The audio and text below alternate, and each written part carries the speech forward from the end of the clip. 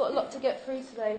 Okay, so carrying on from our lesson last week, we were looking at the key divisions in the early stages of the civil rights movement and the general impact across the board. Sam, come on. Sit up straight. Right, stop slouching. This is the perfect opportunity for you to engage, so make the most of it. Well, we learn the same stuff every year for Black History Month. Every single October, we learn the same things, either apartheid, slavery, or the civil rights. How many of you guys have actually learned something new these last years? See? That's what I mean. Sam, this is our history. Come on, man. No, seriously. Do you guys know anything about Ralph Bunche? The first black person to win a Nobel Prize? Or that the richest person ever lived was a black man named King Musa I of Mali? What about Ella Baker? What about Ella Baker?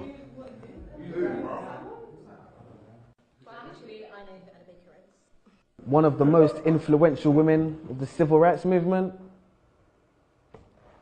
This is why I can't take Black History Month seriously, man.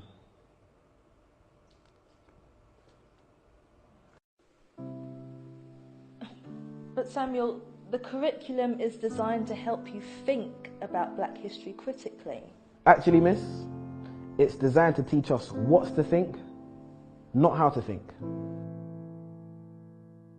For example, when that light switched, you taught us it was Thomas Edison who made that happen, when ironically it was actually a darker man who made that light flick, Lewis Latimer to be precise.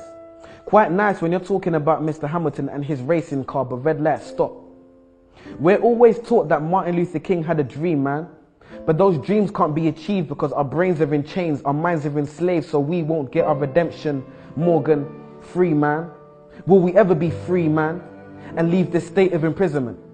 And take that walk of free, damn it, green man from a traffic light invented by the same man who made gas masks to protect our organs. Another free man named Garrett Morgan. But I bet you never knew that. We need to open our minds. But how can we be taught to see if the blind lead the blind? The first person to develop significant eye surgery was a black woman named Dr. Patricia E. Barth. Now on that note, there's a question I must ask. If this is a great opportunity to learn and be engaged about our past, why are we not actually being taught about our past? Transatlantic slavery where we're taught Black history starts, but is it really? There seems to be a lot you haven't told us.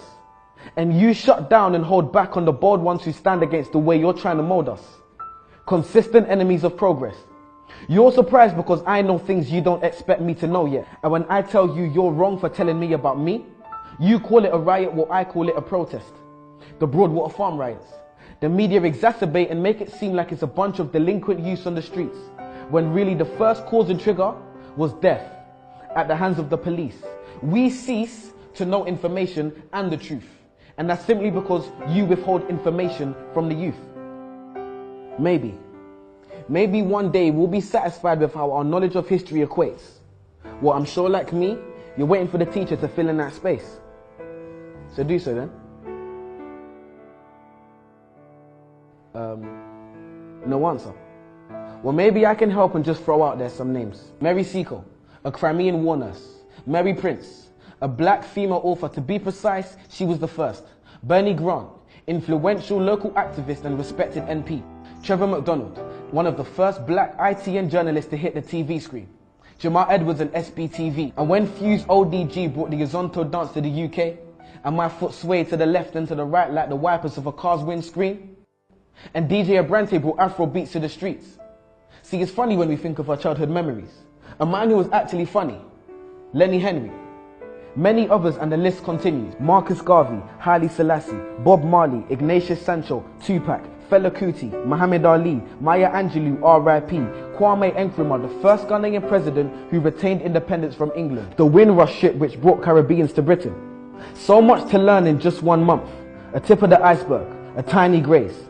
And what was the first black Roman emperor's name? Years passed and we're still caught up in the same civil rights age, which isn't bad if you learn something new, but we don't. And we're not being taught enough about our culture, so there's no one else to blame but you. And if not you, then who? Questions, questions, questions. If you're not teaching us these things, then I'm inclined to believe it's because you don't know. No.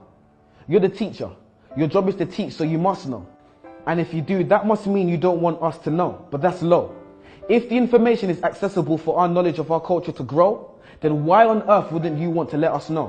Why are you focused so heavily on the influential but very few men and women who made things happen for us? Why are my people being highlighted for a predominantly negative past? Why do I know the things that you don't and I'm not the teacher, you are? Why are you focused on our negative past but not on our bright future? Why are you not abreast with the great young things that people are doing in this world? Why are young people's trademarks and stereotypes gang culture and young pregnant girls? Why are the young people not being given the time of day? And his name was Septimus Severus, by the way. I'm sure as a student, the code of conduct has been breached. So I'll stop here and let you do your job. So teach.